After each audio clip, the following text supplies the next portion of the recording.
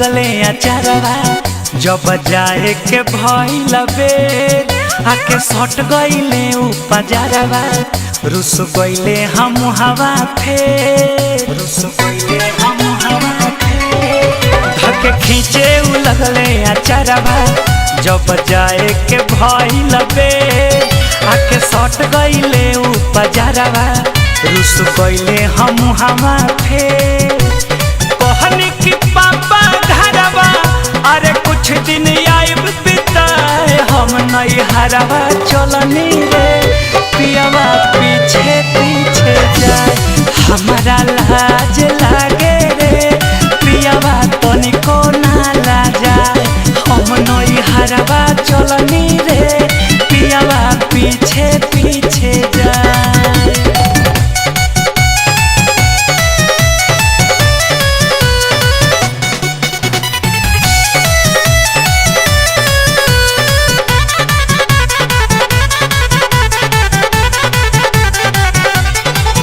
घरे लागल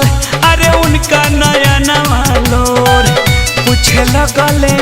काहे जाता रू हमके छोड़ काहे जाता रू हमके छोड़ घरे लागल अरे उनका नया नवा लोर पूछे लगले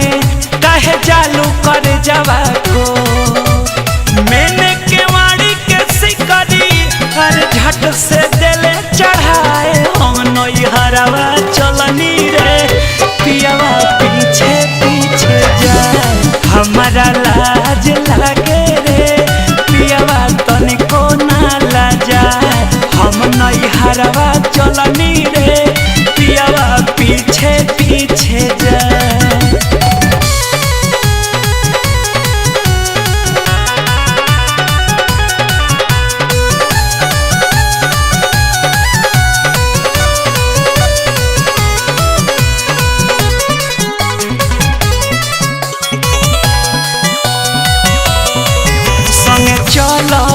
जिद लगले करे नितेश लेके कही झाड़ लगले बलम जी के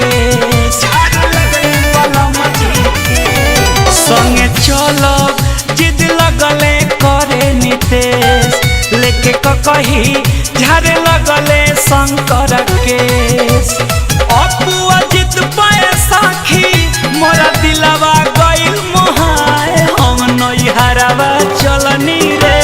सैया पीछे पीछे जाए हमारा लाज